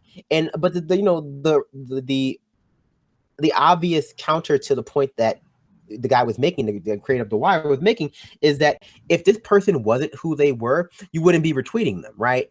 Right. It's you're not retweeting David Frum because he came up with this great new unique idea, and the only way for you to encapsulate it would be to retweet the original owner, or at least to pay him some kind of pay him his due for coming up with it. Yeah, pay him his due for coming up with it. You're retweeting him because he is a right-wing ideologue. You're retweeting him because of who he is, and you're trying to borrow the legitimacy that someone like David Frum is on your side, or I thought that Brett Stevens is writing at your paper, but you don't want to engage with the entirety of their work, right? You don't want to engage with, he said it was a disease of the liberal mind or some nonsense, but it's like, no, I'm just judging you for like platforming awful people. Correct. And that gets back to DeVos. I mean, DeVos has literally said that we need to push for reforms in education to bring us towards the path of God, I think was their exact words. It was something along those lines. And it's kind of like, how is it that you can say she's a viable person to have on at any college that's not a Christian right-wing college? I mean, if you're a Christian right-wing college, Betsy DeVos is the commencement speaker for you. Go at it. I mean, she's ideologically right in line with you. But if you're if you're any college, honestly, that's it. She's done. Especially if you're an HBCU, because she called HBCUs pioneers in school. Pioneers of choice. Choice. Yeah. She said that institutions that were built as responses to Jim Crow and segregation, and that I would argue people still attend to this day because of the proliferation of hate crimes on campuses around, especially in the South, right? Especially where these places, like the idea that there is hate crimes on these campuses. We see, there were riots at Ms. U after Obama won re-election. And it's like, so people go to these places to be, to have, they have an educational experience. I was gonna say, how many emails I get a week from my ultra liberal arts campus in Washington State about people drawing racist graffiti, about people being attacked on campus, about the number of times I've had to go to the First People's Multicultural Center. The fact that we must have one on campus, and that's like the only safe space for a lot of students of color to go and have tutoring help or whatever, or just to go and not feel like we're constantly under the threat of attack or just ostracized at this university, is staggering. Yes. And I live in liberal ass Washington. I've quite honestly thought about transferring to an HBCU, and I'm heavily considering them for one of my requirements now for graduate school is I need to go to a university that is in a place with a large number of people of color, because I can't do this shit again. Don't do Boston. 6 more years of being the only black man within 2 miles. Don't do Boston. Well, there goes MIT. MIT is a good school, and MIT is, I would say, probably racially diverse and actually not bad in that regard. But Boston itself is racist as fuck. Well, I mean, the idea to use Betsy DeVos to broach this topic was kind of me just like, I don't know. It was a reach, but it's an important one, right? Because it keeps coming up, right? This idea that you can give space, and not only just space, right? Because people like to pretend like they well, we're just having a conversation, right? But this is not what that is. Like when you invite someone to be the commencement speaker at your school, when you give someone a column in the New York Times, when you decide to platform somebody and elevate their voices over others, you're making the decision that, hey, this person has things that are worth the hearing, right? Because you're not platforming everyone. You're not inviting everyone to your school. They didn't invite, Betsy DeVos and then it to be the warm up, and then in the second act it was going to be Reverend Wright.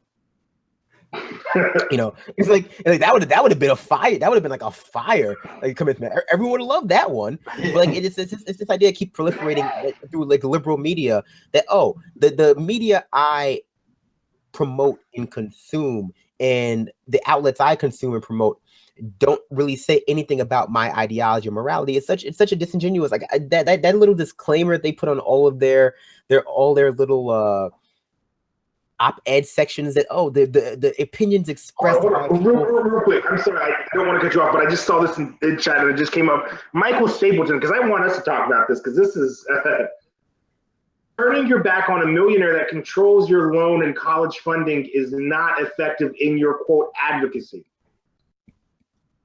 So first of all, boo boo, she don't control my loan. Well, she has a stake in a company that does. Well, my A. B, she also doesn't control my school's funding in the sense that I don't go to a public K through 12 school, and a lot of schools, a lot of universities, in fact, get public funding.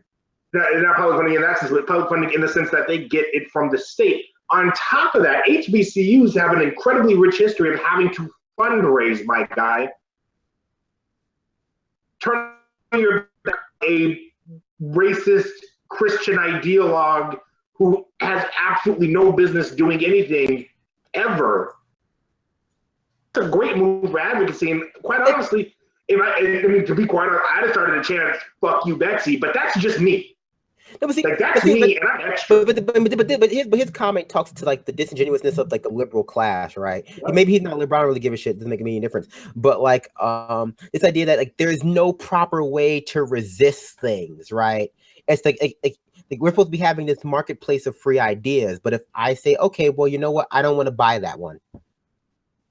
I think that the Betsy DeVos's of the world are, I've heard enough from them. I know what they're going to say. She's not going to surprise me. And if she is, or her history is too problematic for me to engage with. I don't care if David Frum is releasing the hottest R&B album of 2017. Before you go on, there's also one thing that they're ignoring, which is the power differential inherent in the arguments. Like what you're saying is, okay, well, the people are just being disrespectful or whatever to Betsy DeVos, who are protesting Betsy DeVos, are at a distinct power disadvantage to Betsy DeVos. Anyone who, like myself, who's going after David Frum is at a distinct power disadvantage to David Frum. I mean, and it's not the same power disadvantage, but at the same time, there is a distinct disadvantage. So when you don't take that into account, you're in that argument that he was making, it's completely thrown out the window logically as well. Look, because people want to pretend like it's fine, but like you should cancel your subscription to the New York Times. You absolutely should, and protest, because otherwise they won't fire him. It's like you are not being put on equal footing with Brett Stevens, who is going to just write article after article about climate denial. His first article came out, and how much he hit Muslim. Yeah, it's like, his first article came out and he tried to frame it in this way that, well, there's a certain amount of volatility to predicting climate change, and the scientists who are acting like, well, we have it down to a science are lying to you. So he calls himself climate science. We literally have it down to but the thing, like he calls himself a climate agnostic, right? But what he's there to do is he's there to muddy the water. And what he's there to do is they say the temperature is going to go up by 3 degrees over the next 5 years, but it could be anything from 1 degree to 12 degrees. They don't know what they're talking about. It's like, do you realize how dumb that's just there to muddy the waters and and to sow doubt and manufacture that. Not only is he a climate change denier, but what got mixed up in that conversation, or lost rather, that he's also anti-black and anti-Muslim. Yep. It's like he called Islam the disease of the mind. Yeah. But so it's not even that they're having the conversation internally, right? But because they don't even have people. They don't even have pro BDS people in the New York Times op-ed section, do they? No, I doubt it. I really don't think they do. And I bring up the New York Times because they had an anti-choice op-ed in there the other day, from a woman who was talking about how she was a teen mom, and now she's an investment banker, and that's why we can't treat abortion as though it's like an economic issue, because it's really not one. Yeah, but here's the thing, right? And that woman. Let me finish the statement though. That woman works for a group who calls abortion a modern day Holocaust. Wow. And it's just like these are the people that the New York Times is providing not only a platform for, but a certain amount, an air of legitimacy to. And you can't sit there and, and not sound like you're fighting, not sound like you're arguing semantics to say, well, you don't understand. At the top of the article, I put the little disclaimer: this person's views do not reflect that of the outlet. Like, yes, it does. Yeah, it at least reflects what you consider to be legitimate discourse. Like, it at least reflects what you think is like legitimately in the bounds of what should be considered, and what you think is in the bounds ideas. Yeah, the limits of your ideas, and honestly, the New York Times is like as a liberal outlet. It has the range of its ideas range from climate denial to anti-Islam, but it doesn't go all the way to socialism or BDS. And again, that's in a nutshell. I bet you they wouldn't even give a column to Matt Taibbi. Of course not. Or David Dayen. They wouldn't give a column to anybody who was espousing anti-establishment or anti-corporate ideas. Let me ask you guys this question. Do you guys think they would have published any of our articles that we had recently, especially covering the bevy of topics that we did? I don't think that outside of places like PA, outside of independent media, we would have even had any snowball's chance in hell of having that kind of stuff published, because it directly counters the narrative that they're so used to putting out. And what they fail to realize is they are responsible for the actions people take after reading this. They are responsible for giving that woman a platform if someone who reads that then decides to go out and murder an abortion physician. So rather, a physician who does abortions. They are directly responsible if someone goes out after reading that Islam is a disease of the mind and commits anti-Muslim hate crimes. You are directly responsible for that because you are giving them that platform. You are giving them that microphone in which to spread and get a much larger audience. And you lead to the direct radicalization of people when they do that. We hear all the time about how people are in the Middle East are being radicalized into radical Islam, but we never once talk about how we radicalize our own people in America, especially those on the right. Yeah. And it starts with things like this. It starts with things that are considered innocuous. Climate change kills people. Anti-abortion groups kill people. Racist groups, racist rhetoric gets people killed. These words have real life consequences, and we should not be giving these people platforms. This is an important conversation only because people like to obscure what their own ideology is, right? They like to make these little vague statements about when they're defending white supremacists, or they're defending the right of Betsy DeVos or Charles Murray or Brett Stevens. They're defending their choice to keep patronizing the New York Times as something that's not indicative of some kind of moral failing on theirs. And I'm here to tell you that it is. Yes, it's just like when you retweet David Frum, you are validating the idea that he's a good person. That's it. The death of a million people is no big You're deal. validating it, and like this sort of desire to quibble over, well, why can't we just engage with people's ideas and not their whole being is stupid. Because frankly, if it wasn't if you weren't engaging with their whole being, you would they're not hiring Brett Stevens because he's a good writer.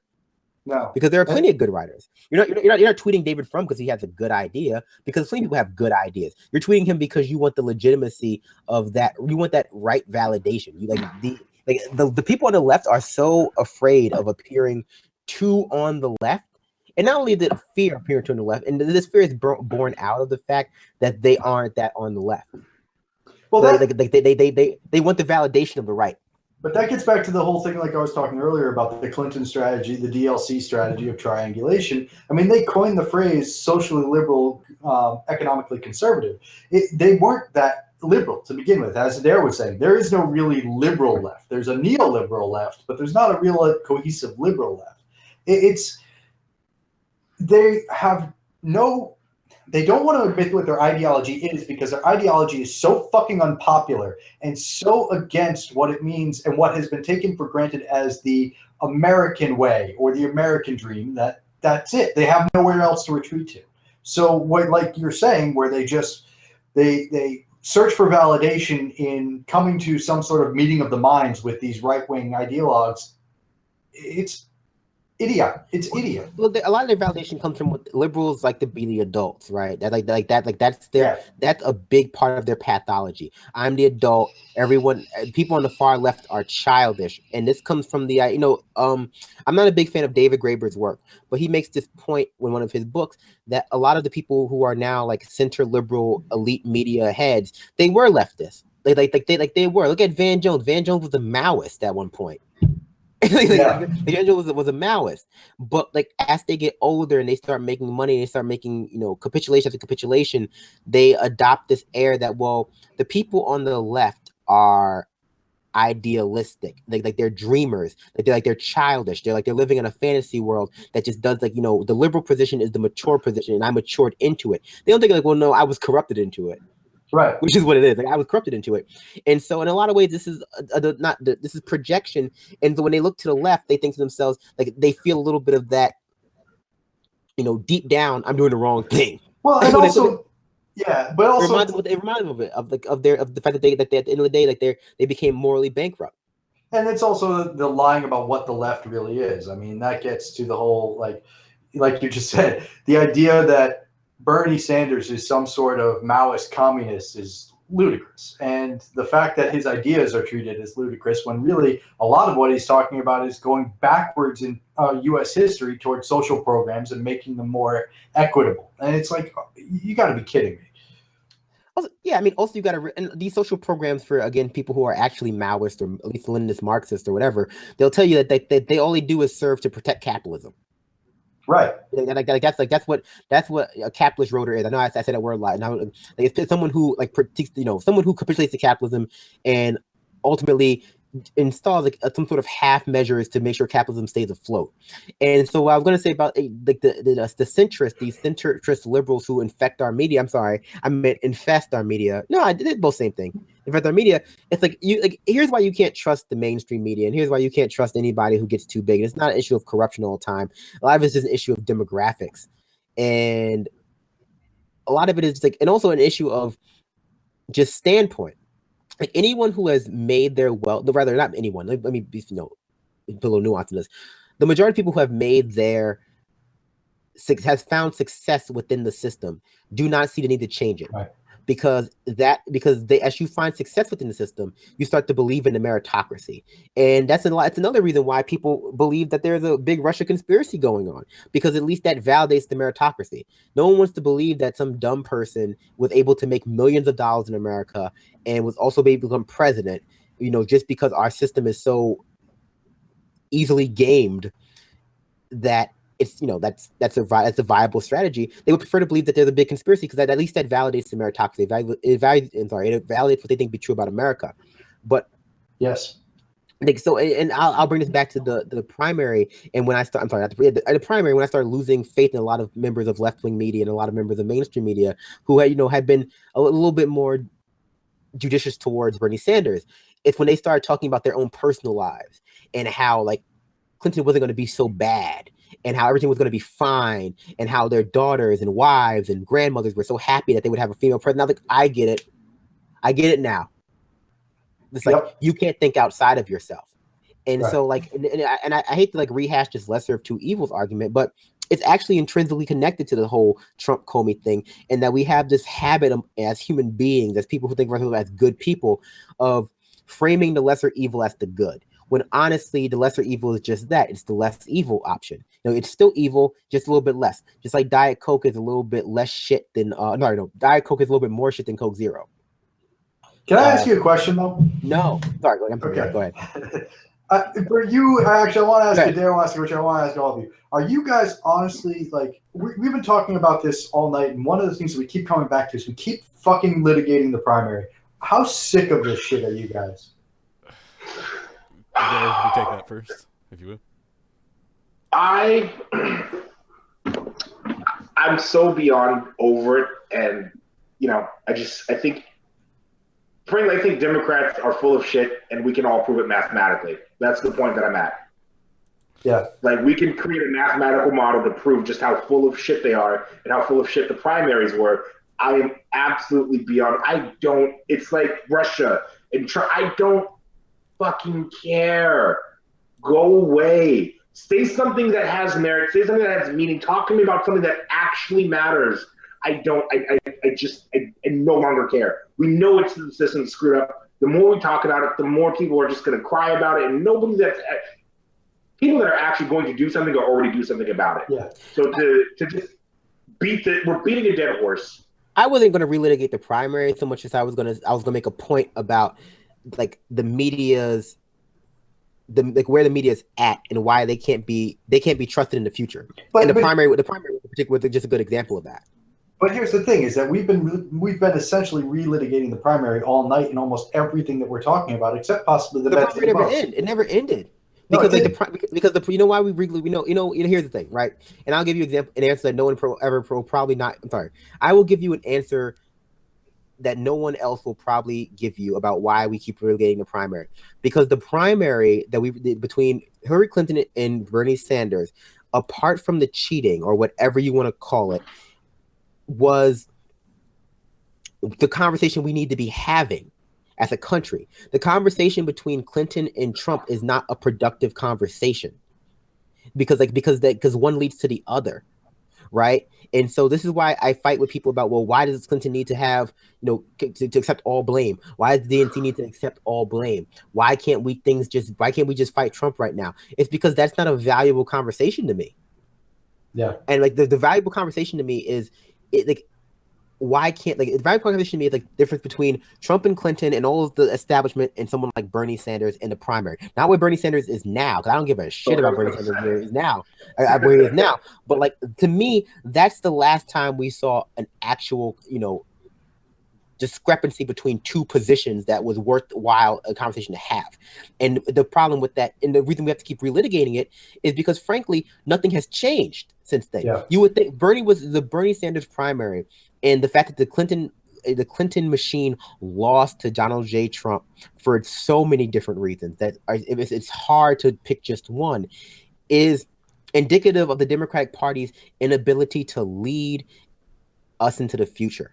And the after the primary, after the general election, after the loss, after the past 100 days, where the Democratic Party has still not emerged as leaders. And this is the problem with the resistance. The resistance is defensive. You can't be defensive with the Republican Party. It is a position of weakness, and that's why they will keep losing. They need to be on the offense. The reason we keep doing it is because, frankly, if nothing else, it shows that the Democratic Party is a graveyard of ideas. They don't have an offer to Trump. They don't have it. Richard? I think the reason why it's valuable to continue having the conversation, even if it does get frustrating or nauseating, to borrow a word from Comey, is that and as Brandon's point is that they haven't learned that Hillary lost the general election, and the presumption I think from a lot of folks was that would mean that would mean the Democratic Party would realize that section of their platform lost, and that the stuff that was more popular coming out of the more popular person, Bernie Sanders in this case, in the after the election, would get absorbed into the platform, would get absorbed and reflected into the party, and that they would take a note that they should be coming to Bernie, and Bernie shouldn't be going to them. But instead what we got was Bernie going to them even further afterwards, despite them losing to what we all think was probably the worst presidential candidate in our lifetimes, possibly ever in history.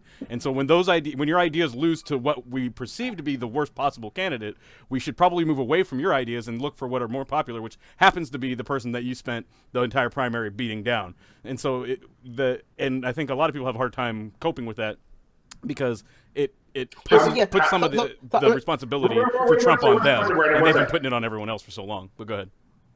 Hey, Richard, how many seats have they lost and they still haven't learned? Yeah, 1,000+ seats long before Trump ever got here. They literally don't want to learn. Yeah, they can't learn. I was going to say, the reason why it's important for us to talk about it is because they're still people. They're still regular, everyday folks. The people that heard that the Republicans passed the AHCA, and they thought that meant that the ACA was repealed and that it was over. Like, those people that are engaged at that level of politics but still vote, they can be swayed into understanding how out of touch the Democratic Party is, and how the reason why they feel like maybe I'm supposed to be a Republican because the Democrats aren't making any sense isn't because the Democrats are or because the left is bad. It's because the Democrats are bad at representing the left because they don't. The Democrats Okay, can I make one? That's what I was going to say, right? Because like the people who made those bad decisions are still in charge. It's like that's why we have to keep relegating. Like people are still in charge. The people who were complicit with everything, not just complicit in. Let's pretend. I want to talk about why I asked the question. Brandon, shut up. Brandon, I want to talk about why I asked the question. The reason I asked the question was because, and I'm going to throw Ben under the bus. Ben and I was producing for Ben for this week, helping Max produce, really. And we had this conversation about how this whole thing is just so disheartening and how to continue doing what Ben does on a daily basis while having this happen as a disheartening thing. And, you know, I think that you all three gave like a perfect example. We need to keep having this conversation. We need to keep doing what we're doing, including this show, because this show is reaching people and it's bringing this conversation to people who might not otherwise have it. And the same thing with Ben's show. So it's really important that we see this with media, and we see this with independent media, and we see this with Progressive Army and other instances. But one thing I want to end on, and I want to ask all three of you again, is we're seeing a big push for the dissolution of net neutrality. And I think that this show, Ben's show, and a bunch of others are in serious danger right now. And I wanted to know what you guys feel about that too. And then that was it for me questioning. Then I'll throw it back to Brendan to ask questions. No, I'm sorry. I know what you're going to say. I just said okay. I didn't realize you wanted to say something else. I was going to say, and also, you know, we're talking about changing the country, right? We're talking about moving in the right direction. And what are we going to relitigate if you don't relitigate the primary? Because that was the last time. That was the last time that we had something that might have changed the country in the right direction. Like we're going to people. It's not as though people aren't relitigating the general election. Right. I just don't care what the people think. The people are still calling her the popular vote president. What else is that besides relitigating the election? People are still talking about, you know, the white working class, you know, and how they voted. That's relitigating the general election. The people look to the general election. Sorry, people look to the primary election for the same reason people look to the general election, which is that they see that as the watershed moment when things started going poorly. Yep. And in my defense, the people who look at the general election that way are just stupid. And so like and also if that's like so I look to the general election, I say, okay, you know what, people made some bad mistakes, they should all lose their jobs. And I should never hear Robbie Mook's name again. Right. I should never see him on TV. I should never see near attendant anywhere. And so a part of me is also just like incredibly petty because I'm not disheartened at all about this whole thing. I think I'm fine. I'm doing all right. It's just like, but the problem becomes, it's just like everyone else who failed, people whose job it was to make sure she won, and people who like went, who went out of their way to make sure Bernie did not get to where he needed, did not get the platform he needed, whether it would have been he won or not. No, people still have jobs. And no. That's not how this game works. Like we're talking six-figure salaries plus. Because as long as those people are still in place, we will never get anywhere. Yep, and that gets to Adair's point about the party being garbage. I mean, I think the whole system is garbage. Anyone who tells you that go on. Sorry. At this point, I think the whole system is garbage, but I did want to talk about the net neutrality thing that you brought up. Everybody's in danger if net neutrality stops being a thing. If net neutrality stops being something that we actively work towards, that is actively mandated by law, then everybody is at risk. And then just simply because it opens up the monopoly game again. And we've seen monopolies in this country before. And actually, at one point in our history, we had a really good, record of breaking them the hell up. But now we don't. Now we capitulate to monopolies. Now we sit here and we try to do everything we can to make it easier to become one. And so the simple fact of the matter is, folks, if we don't maintain net neutrality, you don't get this show. You don't get Ben's show. You don't get Anoa's show. You don't get PA. You don't get our articles. You don't get our news. You don't get the opinions that you guys have been, obviously you're here watching. So, I mean, it's important that we work on that. I think it's just as important as it is to work in tearing down the system, because we now live in an age where the internet is a thing that we need, that the internet is the best way to share ideas, to spread information, and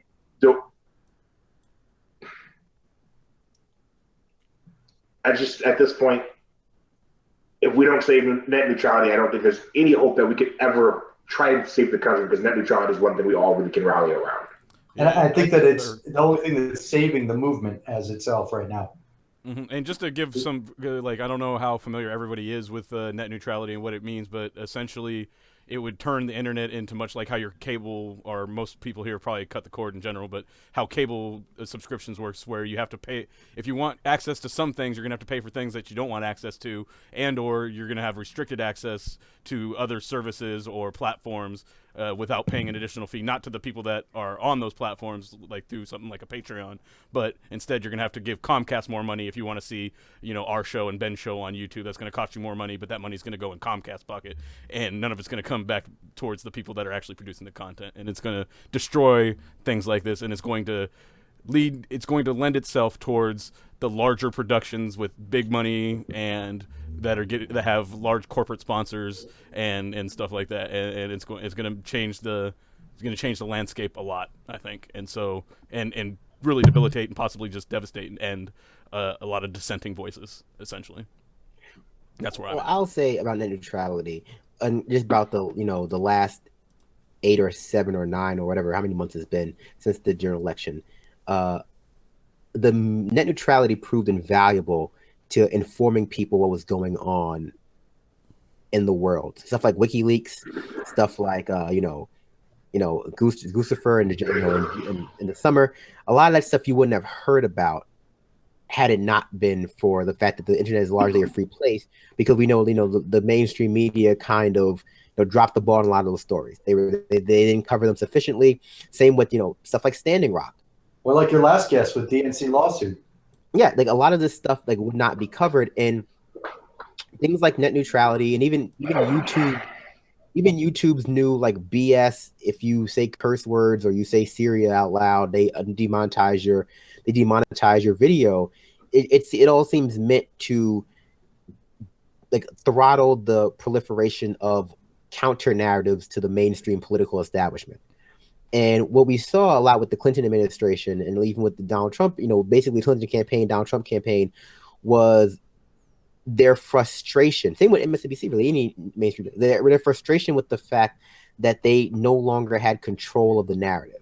Like the narrative was, there was no longer a way for MSNBC to dictate what the left was thinking, because that was Twitter. That was, the Young Turks. That was, the David Pakman show, or Sam Cedar, or all these other micro outlets. And they are still struggling with trying to figure that out. They couldn't. They can't. This isn't the news and politics is now an internet game. And they realize that they're looking for street cred. Chris Hayes is begging to go on Chapo every week. It's God.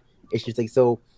Well, I think one thing that's important about the net neutrality thing, and about why it's important for everyday folks to get engaged and be involved and know and not expect the institutions, or in this case, companies like Google or some of the companies that have stood up for net neutrality, is that we know when the wheels hit the road or whatever, that Google, for instance, in China, they will capitulate. They will bend in order to get more market share, in order to make more money. They will curtail the distribution of freedom of information in order to make more money. So if the U.S. government gives them an ultimatum of, either you follow these rules and support us, or we're gonna knock you down or knock you out through these rules, they'll capitulate to keep their profit. And that's why we can't just depend on them to fight for it. We have to be in the streets fighting for it, just like we're fighting for healthcare, just like fighting for everything else. But go ahead. My point was that in order for a democracy to function, you have to have a free and vibrant media, and that's not MSNBC and Fox News, and even that's not the HuffPo, that's not the Daily Kos, that's not the that's not any of those places anymore. That's just that's all the establishment now. And so in order for sans net neutrality, our democracy cannot continue to flourish. Just we're coming up on 5 minutes to 2 hours, so I was just going to say I think this is we're going to to right there. Yeah, we're going to right there. It's just but for net neutrality, outlets like this, whether you like the show or not, right? You're not going to hear this on the mainstream outlet. And so whether you agree or disagree with the premise, you understand that the fact is but for net neutrality, there is no media. There is no diversity in media. So just send it around, I guess, for closing words. Well, thank you guys for having me on the show. I really appreciate it. Thanks for taking my net neutrality question, because I feel very strongly about it and have for a long time. The internet was designed specifically with net neutrality, and the fact that it was never codified until Obama made it under the FCC, it was ridiculous to me. And now the fact that they're going to be so easily able to overturn that is equally ridiculous. We need to fight for it. We need to make sure that net neutrality remains a part of the web. But again, thank you guys for having me on the show. Go ahead, Adair. Just thanks for coming, John. Thank you all for watching. I'm not really getting all that sappy. Let's go Pins. Let's repeat 2 cups 2 years in a row. Let's go. I love hockey, guys. Nice. Black guy loves hockey. Aren't you our local unicorn? I just want to thank everybody, John, for joining us, and everybody contributing. Terry J, I know you've been showing up to a lot of shows recently.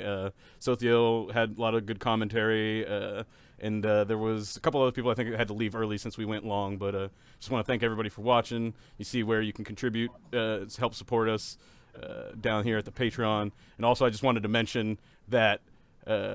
And maybe we'll get a chance to talk about it. Maybe I'll rope Brendan into doing some more talking earlier in the week, but about Cenk Uygur basically coming out with a tweet saying that Hillary Clinton pressured the TYT to endorse their corruption, to basically say what she wanted to say, and he said that they didn't, but then they eventually ended up still encouraging people to vote for her, despite that she told them to, or encouraged them to be corrupt, but neglected to mention that she did that before the voting took place. So I find that highly problematic, and I think a lot of other people are finding that as well. So that's what I wanted to do. But you can close this out, Brandon. I'll close out and just speak to that. I think it's highly problematic as well, and I'm waiting for. I want more information about that before I say really anything about it. And I also don't want to be pulled into this BS weird TYT leftist media civil wars going on. Don't tweet me with that shit. I swear to God, do not. So do not slide into my DMs to ask me my opinions. I don't have any of them on them. I don't know anyone involved in this situation. Watch my show and leave me and leave it at that. No, I wanted to thank you all for joining us. Sorry if things got a little bit heated. Did they? No, I don't. They did. I don't think they did. Did they? Everything was fine. Oh yeah, I was just going to say thank you to all of our early patrons. If you are a patron of the Discourse, there's a Patreon link somewhere you can check out. I'm still trying to figure out how Patreon works. So please send me a DM, and I will, if you are a patron, and I will respond to your DM and tell me who you are and how much you've pledged, and I will fulfill whatever I said I would fulfill for you. If not, it's slide to DMs. It's not going to take me a while to figure it out. If that does not turn you off of becoming a patron of the Discourse, please feel free to. Ultimately, though, thank you all for joining us. This is very cathartic for me, and thank you again, Ben, for letting us be on your channel for 2 hours. Thank you, John, for joining us. It's always a pleasure. Have a good night, and that's been the Discourse with a bunch of assholes. All right, now don't start talking. I'm playing the outro music. I'll do what I want. Maybe if it wants to. Give me a second. I should just make the outro music. It's not our show unless there's technical difficulties, folks. Yeah, apparently it wanted to close. We were getting a little lag, so I think it got closed at some point. There it goes. Thanks. My fellow Americans, how much worse can it get? I know how disappointed you feel because The vast majority of the media has said nothing of substance. this is painful, and it will be for a long time. But I want you to remember this. the change only happens when ordinary people get involved. It will not be a peaceful change. To quote the great Leonard Cohen, It will be a usurpation. And to all who are watching this, Democrats or Republicans, Whether you are young or whether you're young at heart, I won't stop. those who ignore these elemental existential facts are traitors, and the usurper will live in infamy. may God bless you.